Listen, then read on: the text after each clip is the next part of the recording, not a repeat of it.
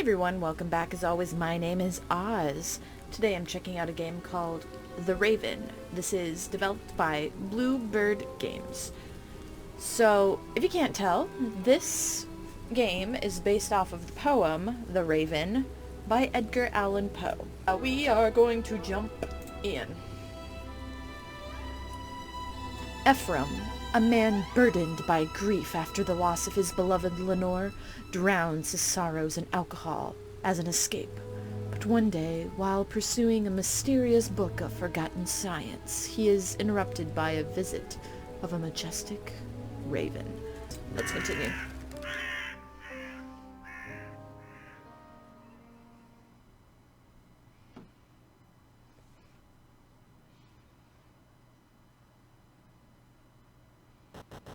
November 1854.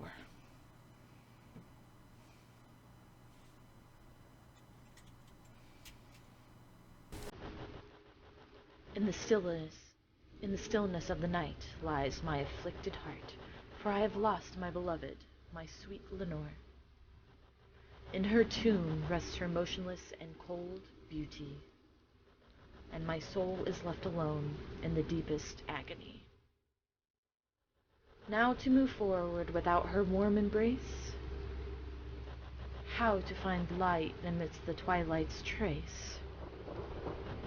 For her smile and love were my sole reason to be, and now her absence makes me long to fade and flee.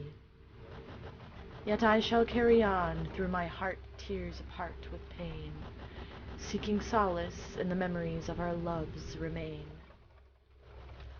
For though my beloved has gone far away, her love shall live forever in my shattered heart's array. Let death not be the end of our true love's accord, but the beginning of an eternity together in a sincere world. While here on earth's darkness veils me with its chilling shade, your light shall keep me shining in my soul like a crimson blade. And as I await the moment to be with you in eternal space, your memory shall stay alive in my heart, my divine grace.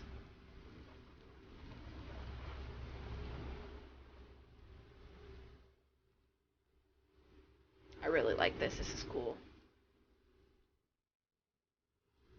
Looks really nice.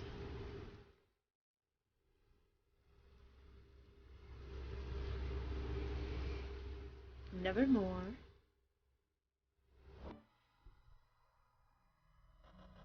December 1854.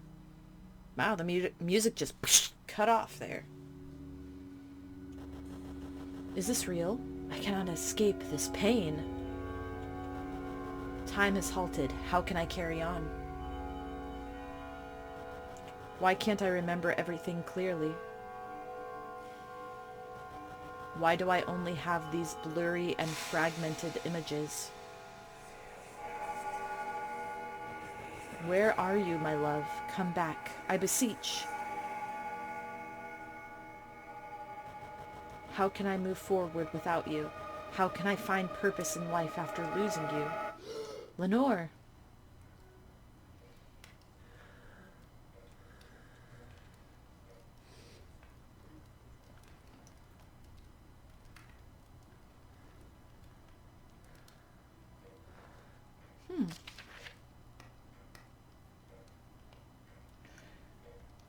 De Prestigious Daemonum? That part up top, this right here, is in a different language. Sorry for translation. Christianity embraces an unwavering faith where philosophers like Aristotle and the Penpatics strive to uphold conflicting opinions about the nature of things. However, I cannot endorse any of the theories about demons put forth by Plato, Porphyry, Plotinus, Jamblissius, and others who, though they have written extensively about demons, have created more fantasies than realities. Therefore, I cannot subscribe to their views, even though they have been supported by learned men, As a result, I worship the Almighty God, the architect of the universe, who, before creating admirably adorned world with the orders of wondrous spirits, had created the incorporeal beings, as testified by the divine messengers sent to us through Moses for a long time.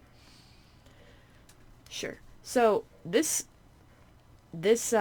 font right here, some of these words are hard to figure out what they are. So sorry if I'm not pronouncing the names correctly. Oh, there's more. Okay.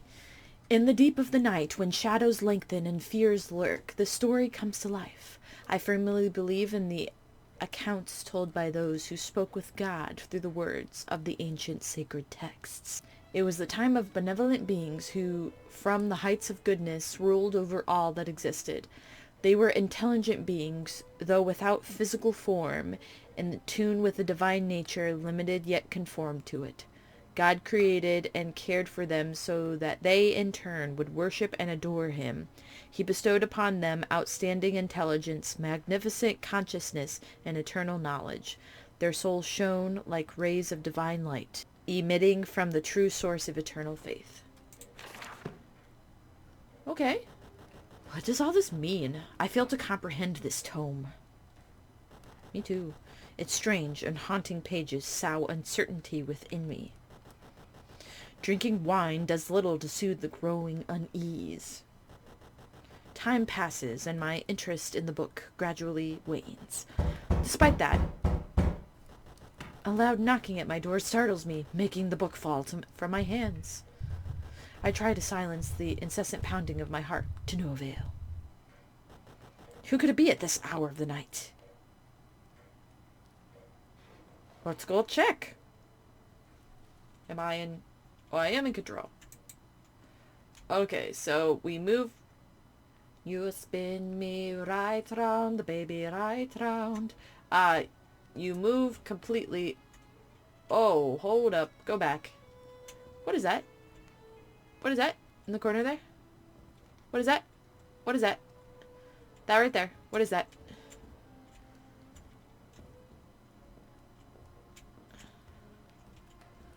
Oh, it's fixed camera angles. Ooh, I'm gonna have to get used to it. Which way are you facing, dude? This way. Come over here.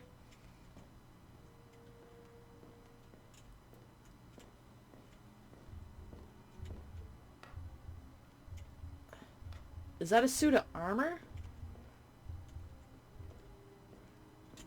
Ah, it's hard to control. Holy crap, holy. E? Okay, we're seeing who's at the door. Pardon, fair lady or noble sir. I beseech you, pardon for the delay. I must confess some slumber overcame me, and I did not perceive your knocks at my door. Hesitant, I opened the door, only to find dark and cold hallway. Lenore, I murmured, and the echo returned it in a chilling whisper. Is this a dream, or an endless nightmare? Oh, God. Okay. What am I doing now?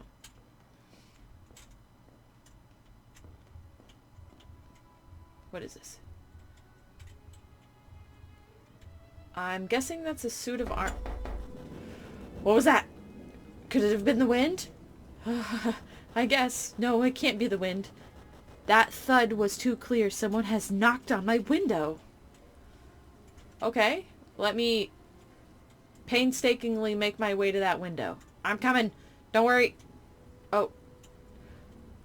That is the weirdest... What is that? That cannot be... When I get close to it, I hear, like... heartbeat. That's weird. That's weird, man. I don't like it. I don't like that thing in the corner.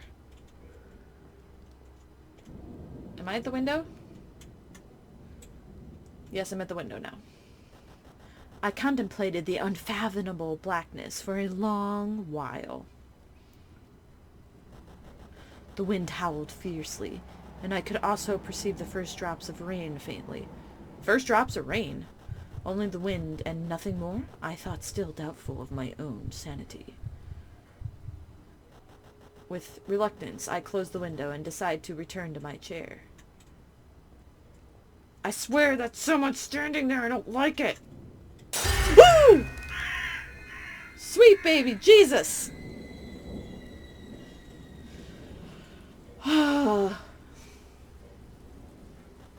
Without a trace of reverence, an ominous bird of yore burst to the room. Like the Kool-Aid Man, it perched upon a bust of Pallas, motionless like a statue.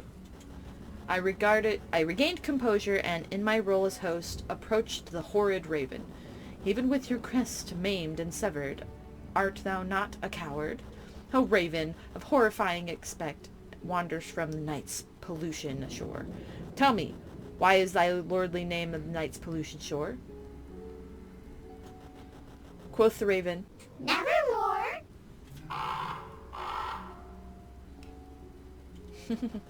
I was perplexed by the unheard of eloquence of this ominous bird of yore. However, its vague and irrelevant response left me somewhat indifferent. Has any living being had the privilege to witness such an act? Bird or beast perched upon the sculptured bust of Pallas with such disquieted name. Nevermore. Yes. I observed the bird for a while. Barely whispering, I uttered the following words. Other friends have forsaken me before. Tomorrow he shall leave me as well, just as my hopes have done. Quote the raven, Nevermore. Surely, what it says,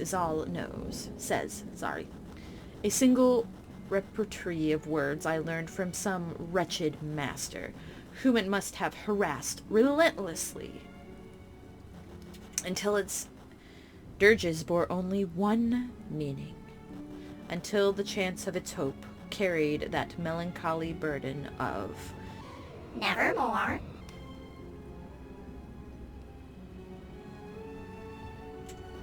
However, the presence of this ebony bird drew a smile upon my face. Did God grant me this moment to forget, even if briefly, the absence of my beloved? Whatever the reason may be, I must displace my chair for a better view of the raven. Alright. So I gotta move it. I swear that's a body. Okay, we're gonna move the chair. Perched upon the bust of Pallas, the bird, whose eyes seemed like burning embers, peered into the depths of my soul. Weaving one fantasy after another, I found myself sketching the raven on the pages of my diary. In that moment, the atmosphere seemed to grow denser, infused with the invisible incense, as if the steps of Seraphis resounded on the carpet floor. Wretch, your God has granted you respite enough through these angels. A respite of Nepenthe for your memories of Lenore. Hasten, oh hasten, my sweet Nepenthe, and forget your absent beloved Lenore. Quote the raven. Nevermore. Prophet, thing of evil, whether bird or devil sent by the tempter, or cast upon his haunted refuge by the storm. Prophet, tell me, I beseech you, is there balm in Gilead? Quote the raven. Nevermore. Prophet, thing of evil, whether bird or devil, by the firmament sketching above our heads, by that God we both adore. Tell this sorrow-laden soul, if in its distant Eden this weary soul shall find its beloved. If this weary soul shall find its beloved, whom angels called Lenore. Quote the raven. Nevermore. Be that word our sign of parting, bird or fiend. Fly back into the tempest, to the night's Pollutean shore. Leave no black plume as a token of the lies your spirit has spoken. Leave my loneliness unbroken, quite the bust above my door. Take thy beak from my heart, and take thy form off my door. Quote the raven. Nevermore.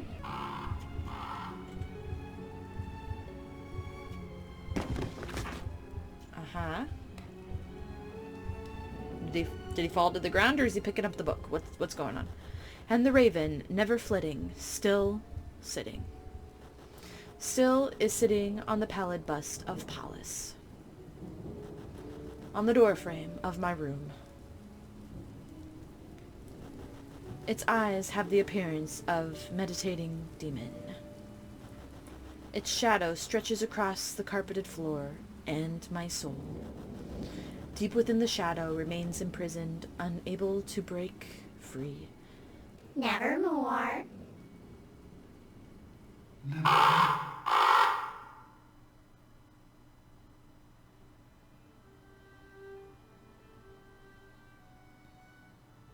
Oh, okay. So it was just a retelling of The Raven by Edgar Allan Poe. I liked it, and it did make me jump when the raven came crashing through the window, for sure. I swear to God, that was someone standing in the corner. Every time we walked close to it, it had a heartbeat. What was that? I didn't like it. Alright, that was The Raven by Bluebird Games. So, like I said, instead of a game, it was more of a retelling of The Raven by Edgar Allan Poe, which I loved. It was really good. The visuals were perfect. If you would like to check it out yourself, be more immersed in it, I always put the link in the description below so you can test it out for yourself. So, thank you all so much for watching. If you like what you saw, please like, comment, share, and subscribe for more content just like this. I really enjoyed this, and I hope you did too. I'll see you all next time. Bye!